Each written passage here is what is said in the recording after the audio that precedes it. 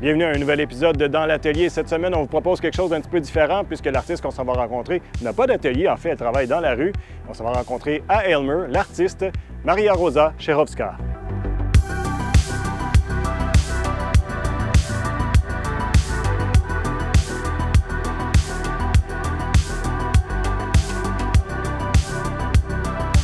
Maria, merci de nous accueillir là. Aujourd'hui, c'est à Aylmer que ça se passe. Oui. C'est ton troisième tableau à Aylmer? Oui, c'est ça, le troisième mural que j'ai fait à Aylmer. Ouais, j'ai dit tableau, c'est reste une mural, c'est pas le bon terme. Tableau, peu importe. Mais je me dis, tu dois commencer à connaître pas mal le coin. Ou étais-tu familière avec le coin avant? Tu venais souvent à Aylmer? Oui, en fait, j'ai grandi dans le secteur Hall à Gatineau, mais je venais souvent à la Marina. C'est un de mes spots préférés du coin. Puis j'ai justement fait une murale là, à la Marina. À la Marina. J'imagine qu'il y a peut-être un aspect un peu spécial pour toi de dire ah, j'ai encore un troisième projet dans ce secteur-ci parce que tu connais, c'est ton coin. Oui, c'est clair. Revenir dans ton coin préféré, ça fait du bien, là, pour peindre. Ouais. Puis de quelle façon l'endroit où tu es, parce que tu voyages, tu vois toutes sortes d'endroits, de quelle façon, mettons, on va pas parler spécifiquement d'Aylmer aujourd'hui, mais de quelle façon est-ce que Aylmer influence la toile que tu vas faire? Ça va dépendre. En fait, c'est drôle parce que les 3 murales que j'ai faites, 2 principalement que j'ai faites à Aylmer, la thématique, c'était vraiment inspiré de Aylmer. Par exemple, celle à la Marina, c'était par rapport à l'histoire d'Aylmer. Puis j'ai tourné ça parce qu'il y a beaucoup de bateaux. Comme c'est une marina, j'ai fait le lien avec les bateaux au travers du temps. Puis ici, le concept, c'était de représenter la nature du secteur des chênes. Fait que je me promène, puis je regarde c'est quoi, je lis un peu c'est quoi par rapport à l'histoire, les animaux présents et tout, fait que pour que ce soit vraiment représentant de l'endroit. Puis l'autre que tu as fait, c'était... Celle-là, c'était plus avec un centre communautaire aussi, l'association. Puis c'était plus par rapport aux gens du quartier, mettons, de l'histoire du quartier. C'est où l'endroit le plus loin que tu es allé pour faire une toile? Une toile, j'arrête de dire une toile, faire une murale. Ouais, on comprend. Je dirais, quand tu regardes sa map, I guess, ça serait en Australie. Wow, je pense. OK. Ouais, je sais pas si tu allais là pour travailler ou si tu avais été là par loisir, parce que je savais que tu étais allé, mais... C'est toujours loisir et travail. Les deux en même temps. Parce que comme c'est une passion, c'est difficile de séparer les deux. Ouais.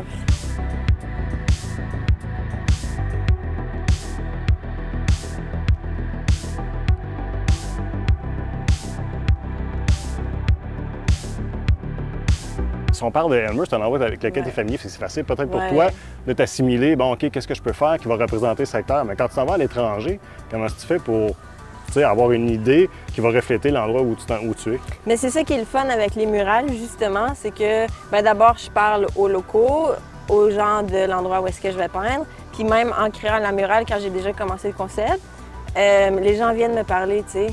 Fait que même si j'ai créé un concept que moi et les gens de l'endroit où je vais créer la murale, on a décidé que ça fitait avec l'endroit, les passants vont venir puis vont me raconter des histoires qui sont arrivées dans le coin où je vais pouvoir ajouter des petits éléments qui font plus que ça fait vraiment du sens avec l'endroit. Ouais. Mais as-tu le temps de te promener en masse puis de découvrir le coin? Oui, c'est ça le but dans le fond. C'était, je sais pas qu'est-ce qui est arrivé en premier, la passion du voyage ou la passion des arts. Je pense que ça a toujours été parallèle. Fait que quand je voyage, c'est pour peindre ou quand je peins, c'est pour voyager.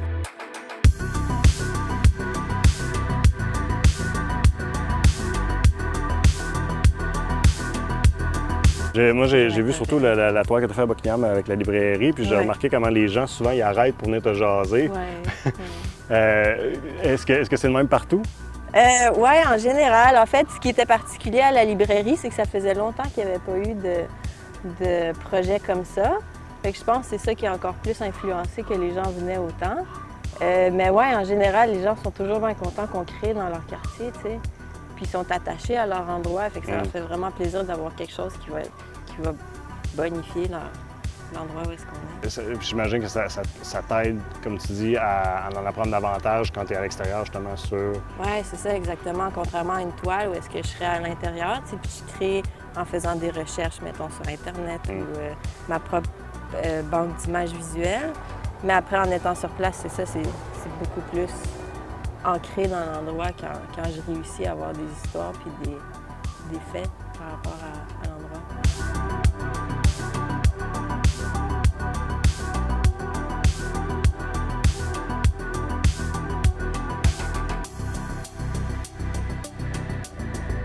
Fait que là, quand le projet a été proposé ici aujourd'hui, comment est-ce que c'est arrivé, ça? Dans le fond, ça a été par appel d'offres. Ce projet-là, c'est avec la ville de Gatineau. OK.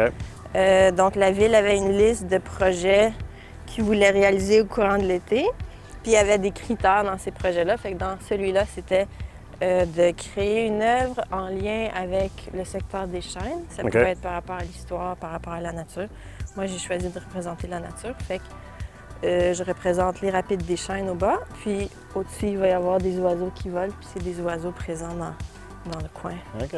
Fait que je suis allée prendre une marche avec quelqu'un du quartier pour voir les rapides. Je suis allée amener ma tablette pour faire des croquis en regardant les rapides. Puis, puis c'est ça que je suis en train de créer en ce moment.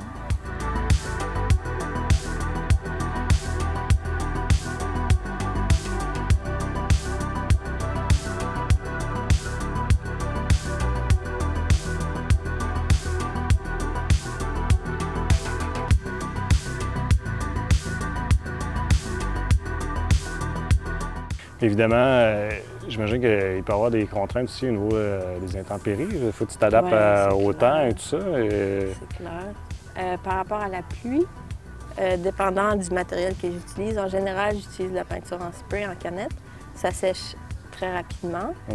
Fait que s'il y a de la petite pluie fine, c'est correct. C'est pas, ça va pas endommager l'œuvre ou ça va pas tant me déranger si j'ai un bon manteau de pluie. Après, si j'utilise de la peinture acrylique au rouleau ou j'ai un gun en spray pour faire les grandes surfaces, donc oui, ça va être très... Je peux pas peindre quand il pleut. Puis la neige aussi, le froid, ça m'est arrivé 2 fois. En fait, celle à la marina aussi, j'ai été rushée par le temps. Parce que là, ça va, j'ai beaucoup appris. J'ai appris sur le tas, j'ai appris de mes erreurs à être plus rapide puis à bien planifier mon temps pour créer des murales, mais...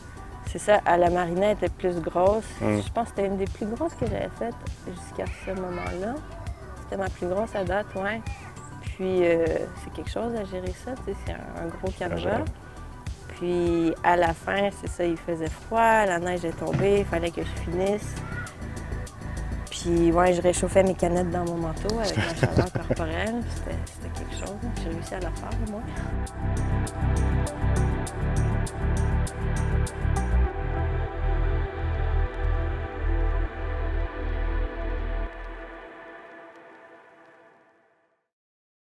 Donc, Maria, j'aimerais ça qu'on parle maintenant de ton parcours.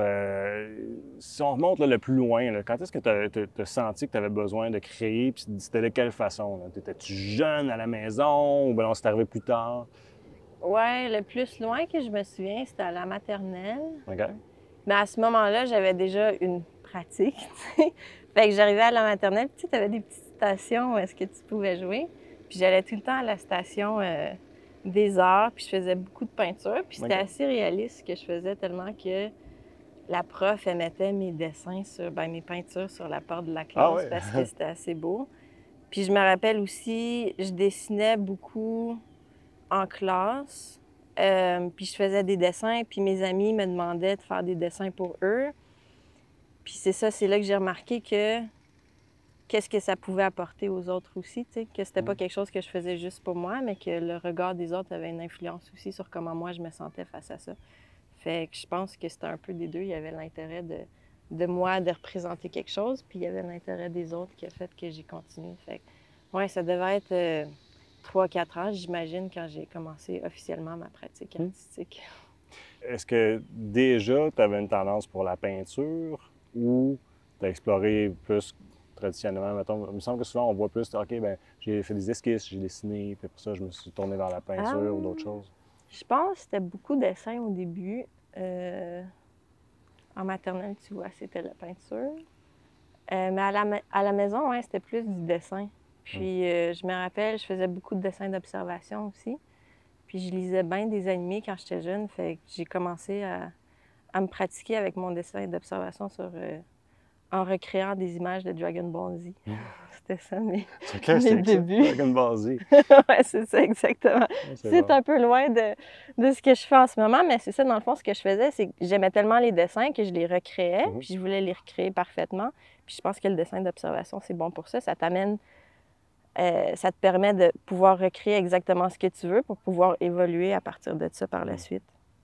Est-ce que tes parents, déjà, ils te faisaient remarquer, ou ton entourage, dire, oui, bon, à la maternelle, tu sais, il y a des gens qui te Ouais. demandaient, bon, des dessins, mais plus tard, est-ce que, tu sais, il a commencé à avoir des amis qui te faisaient des commandes, mettons, hey, genre ça, tu me fasses un portrait d'un tel, ou Ouais, pas mal. Puis j'étais pas mal encouragée à la maison aussi pour le faire, fait que ça c'était bien. Mais oui, il y a toujours eu pas mal d'intérêt pour les gens pour qui me demandent de faire des choses. c'est quand dans ta tête que tu t'es dit, c'est ça qui va probablement me définir comme personne, je vais être une artiste ou je vais dessiner ou j'aimerais faire un métier de ça. Tu sais, quand on arrive dans la période cruciale du secondaire, où là, ils commencent à te dire, Ouais. ben là, il faut que tu fasses un choix de carrière, tout ça. T'en étais où, là? Tu pensais-tu artistique ou. Non, pas en tout. J'ai jamais vraiment su qu'est-ce que je voulais. Fait que quand j'ai fait la rencontre avec le conseiller d'orientation, tu sais, il te fait des tests, puis les tests sont ressortis, tu peux faire tout, tu as des bonnes aptitudes en général dans tout. Fait que, tu sais, ça m'aidait pas plus. Fait que là, je voulais... Ah oui, je voulais étudier pour être policière. Hein? Ouais, mais ça n'a pas marché parce que j'ai manqué les... J'ai un peu de la difficulté à m'organiser dans la vie, puis OK. ça me suit depuis le début, ça. Puis j'ai manqué les tests pour m'inscrire à l'école de police. Fait que là, je suis allée m'inscrire en art, mais je pense pas que ça aurait duré là, si j'aurais été policière. Ouais. Là. Je sais pas qu'est-ce qui m'attirait là-dedans dans le temps. Mais donc, j'ai étudié en art visuel au cégep de l'Outaouais.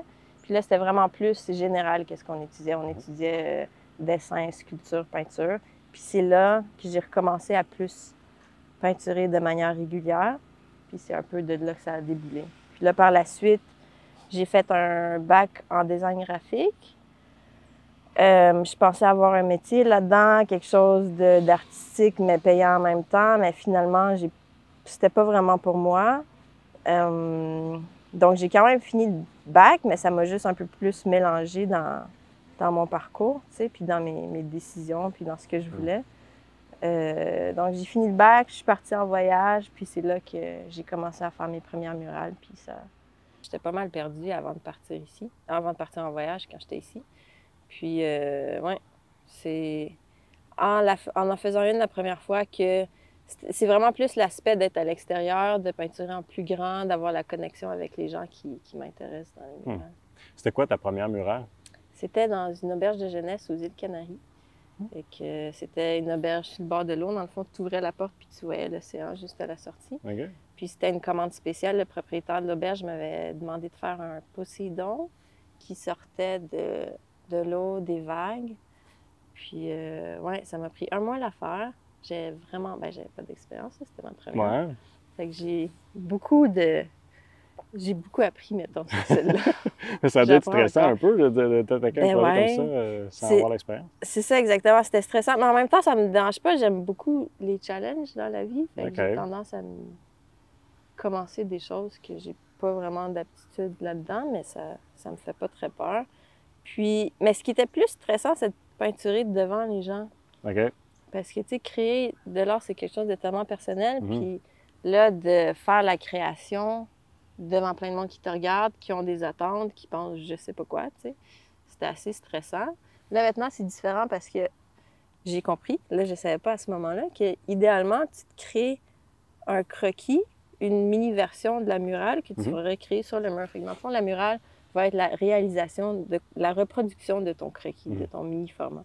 Mais à ce moment-là, je ne savais pas. Fait que je m'étais fait des grandes lignes. Ça va être genre ça à peu près la forme, la composition générale. Puis ça me stressait tellement que je travaillais la nuit. J'étais plus un oiseau de nuit à ce moment-là, dans cette période-là de ma vie. Fait que je peignais la nuit quand il n'y avait personne. Puis le matin, je dormais, j'allais surfer. Puis, ouais. De ces voyages-là, j'imagine que ça a construit aussi ta personnalité. Ouais. Fait que de quelle façon ça a changé ta vie, toi? Ben, ça m'a donné beaucoup d'aptitudes sociales, de te lancer dans des endroits que tu connais pas, avec des gens que tu connais pas. Ça te fait vraiment grandir en tant que personne. Puis la connexion que tu établis avec ces nouvelles personnes-là aussi. J'ai appris plein de langues. Ça m'a appris à me débrouiller partout où est-ce que je vais. Fait que moi, arriver dans un nouvel endroit, ça me stresse pas tant. Est-ce qu'avec les murales, est-ce que tu fais autre chose ou depuis que c'est murales, tu as vraiment trouvé cette niche-là puis c'est là-dedans que tu... que tu Oui, c'est principalement les murales. J'aimerais bien faire des toiles sur Canva aussi, aller un peu en studio des fois, comme je disais tantôt. Mais j'ai tellement de travail avec les murales que c'est vraiment principalement ça qui occupe mon horaire. Ouais. Est-ce qu'il y a eu un moment où est-ce que tu as réalisé, OK, I'm on to something, il y a quelque chose qui se passe, là. Les gens réagissent, puis j'ai des appels, j'ai des commandes, puis je vais peut-être pouvoir vivre de ça. Oui, oui. Ça a pris du temps, par exemple, on dirait qu'être dedans, ça... je catchais pas, je pensais que c'était de la chance ou que ça tombait juste de même. Je pense en 2019. J'ai commencé à peindre, j'ai fait ma première murale en 2014. Puis en 2019, j'ai eu plein de contrats back-à-back. J'ai fait plein d'applications, c'est tout moi qui les avais eues. Puis les montants aussi, les budgets, au début, c'était des petits montants. Puis là, ça s'en venait vraiment de plus en plus gros, de plus en plus sérieux. Fait que, en 2019, c'est là qu'il y a eu qu'il y a eu des déclics. Oui, exact. Ça ressemble à quoi à peu près, mettons, une année pour toi? Là, tu peux avoir combien de projets présentement? Bien, c'est ça. Là, en ce moment, je suis moitié en Australie, moitié au Canada. Fait qu'avant, c'était plus... Je travaillais principalement l'été. J'avais... mettons, une murale dans ce genre-là, ça va me prendre peut-être une semaine et demie. Normalement, j'ai des plus gros contrats que ça. Je viens d'en faire une à Buckingham, ça m'a pris 3 semaines. Fait que là, j'étais ici pour 2 mois, j'en aurais 3 de faites. Fait quoi, ça fait quoi, ça? Après, c'est ça qui arrive, c'est que avant, ce que je faisais, c'est je faisais juste les étés ici. Puis je faisais une grosse saison, fait que mettons 6 à 8 murales. Okay. Puis après, je partais voyager. J'en faisais aussi, mais un peu moins. Tu sais, ici, c'était vraiment plus de manière intense. Puis là, maintenant, j'essaye d'équilibrer, d'avoir... C'est pour ça que je suis partie, en fait. C'est pour ça que je pars pendant les hivers, parce que j'aime vraiment peindre à l'extérieur. Puis la température ici ne me le permet pas. Fait que là, c'est vraiment plus occupé les années. Fait que, ouais. Y a-t-il un temps aussi où c'est devenu comme, j'ai envie de dire, plus fluide, ou est-ce que c'était quand, ou dans le fond, ma question serait peut-être plus, est-ce que c'est encore aujourd'hui, parce que tu dis 2019, on est rendu en 2023, est-ce que c'est encore un défi ou c'est rendu fluide pour toi, comme tu pars sur une murale, puis ça y va, ou c'est encore, tu rencontres des obstacles, c'est encore beaucoup de planification, encore beaucoup de régler des problèmes? Oui, c'est toujours régler des problèmes. Ça va beaucoup mieux. Par exemple, là, quand j'étais à Buckingham, juste avant, j'avais fait pas mal de murales back-à-back, puis je le sentais même juste dans la manière de manier la canette. Je la sentais, l'évolution de la dernière fois, comme si j'avais monté de niveau, tu sais. Okay. Mais encore, c'est sûr que j'en rencontre tout le temps des difficultés. Chaque murale va avoir son environnement, tu sais, fait que des différents challenges. Puis là, c'est d'être plus efficace dans le fond. Fait que, mettons, avant, ça me prenait beaucoup plus de temps à gérer un projet comme ça. C'était un autre stress. Fait que là, j'ai plus le stress de créer ce que je veux créer, de vraiment bien reproduire le croquis que j'aurais fait au début. Là, ça, je suis capable, je suis correcte de ce côté-là. Mais là, maintenant, c'est plus la gestion de temps, puis d'être vraiment plus efficace par rapport au deadline. Okay. Fait que là, on dirait qu'à chaque fois, tu montes de niveau. Tu as atteint ce niveau-là, bien là, ça va être autre chose qui va être les challenges, les prochains challenges. Ouais.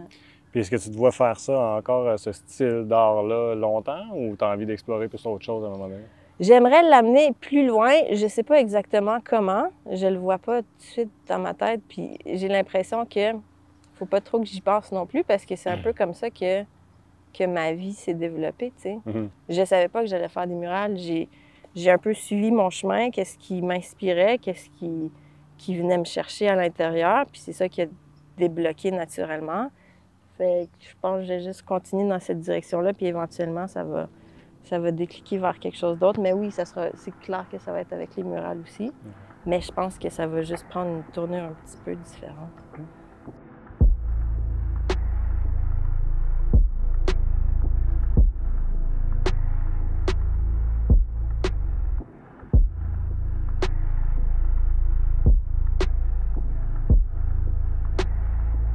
Maria, j'aimerais ça que tu me racontes pendant que tu travailles. C'est quoi les étapes? Tu as commencé avec quoi quand tu t'es préparé à venir faire ce projet-ci? Bien, dans le fond, la première étape, c'est la recherche visuelle pour ce que je vais réaliser dans le fond. Fait que là, ici, le thème, c'était la nature du quartier. Fait que je suis allée faire une visite des lieux, je suis allée regarder sur Internet c'était quoi les oiseaux présents dans le coin. Puis là, j'ai créé quelque chose, je suis allée chercher une photo, je suis allée prendre une photo du mur. Puis là, j'ai créé un concept par rapport à ce que j'avais trouvé puis par rapport à la taille du mur. Puis là, je me suis créé un petit concept sur ma tablette. Fait que je me fais un format en numérique de la murale, de qu'est-ce que ça va être. Puis après, je l'utilise comme référence pour créer. Là. Pour savoir exactement où peindre quoi, je vais utiliser différentes techniques. Fait que soit je peux utiliser une grille. Fait que dans le fond, sur mon croquis, je vais faire un quadrillé. Puis je vais faire le même quadrillé proportionnellement à la taille du mur sur le mur. Puis après, je vais recréer ce que j'ai dans mes cases ici sur le mur. Sinon, je peux aussi projeter. C'est cette technique-là que j'ai utilisée pour ce mur-ci. Fait que dans le fond, le soir, j'amène un projecteur, je vais projeter mon image sur le mur, je vais tracer les lignes contours, puis par la suite, je m'en viens les autres journées, puis je fais juste du remplissage.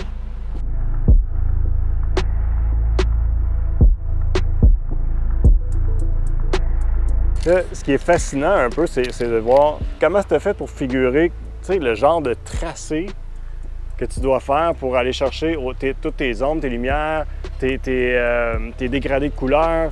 Ça n'a pas été évident d'explorer ça, parce que c'est tellement méconnu là, comme médium. Oui, exact. Bien, dans le fond, c'est différentes techniques que j'utilise, puis différents types. Fait que là, par exemple, ici, ce type-là, je vais te montrer ici, c'est plus pour faire des tracés, plus minces. Tandis que lui, celle-là, je vais l'utiliser pour faire plus de dégradés. Fait qu'il y a un jet un peu plus élargi. Okay. Fait que je vais pouvoir aller comme ça pour faire plus une espèce de flou, ce qui va me permettre de faire des dégradés.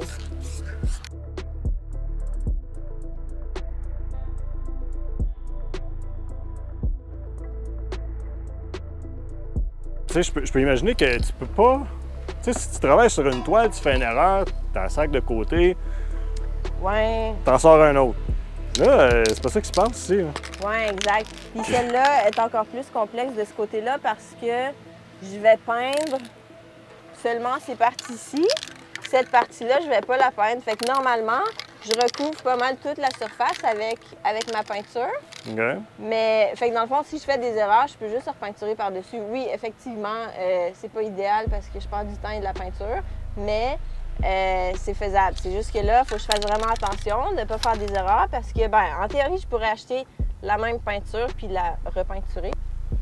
Mais comme je fais plus des aplats, puis juste les formes spécifiques dans les endroits spécifiques, j'ai pas une très grande marge d'erreur. Fait qu'il faut pas trop que je dépasse.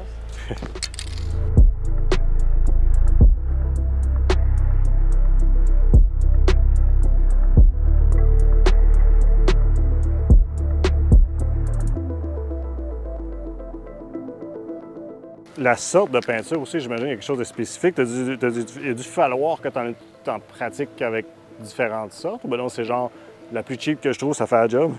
Non, non, vraiment pas. En fait, quand j'ai commencé, quand j'ai acheté celle aux îles Canaries, je connaissais pas trop les sortes, je connaissais pas les types, j'avais aucune idée de quoi utiliser. Mm-hmm. Fait que j'ai un peu appris sur le tas. Puis après, en arrivant au Canada, en revenant au Canada, j'ai eu des contrats avec la ville de Gatineau, puis la ville ont souvent cette marque-là. Puis ce qui est bénéfique avec cette marque-là, c'est que c'est à basse pression. Donc, ça nous permet de faire des traits plus lentement, puis de manière plus contrôlée. Puis, c'est ça, c'est pas la même peinture que tu achètes dans un magasin comme chez Rona, par exemple. Parce que tu as la pression qui est plus basse, la qualité aussi est meilleure, la peinture est mate, puis il y a une plus grande variété de couleurs aussi.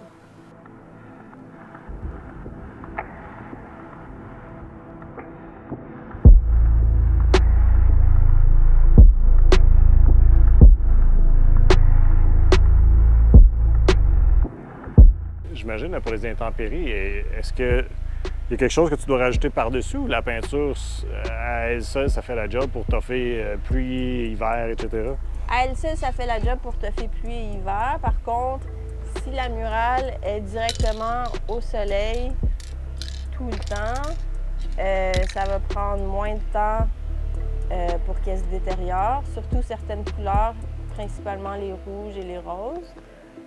Fait que dans ces cas-là, on peut appliquer un vernis qui s'appelle un vernis anti-graffiti et UV. Okay. Fait que dans le fond, ça te fait une couche protectrice, que ça protège du soleil, mais en même temps, s'il y a quelqu'un qui vient faire un tag par-dessus, c'est plus facile à laver.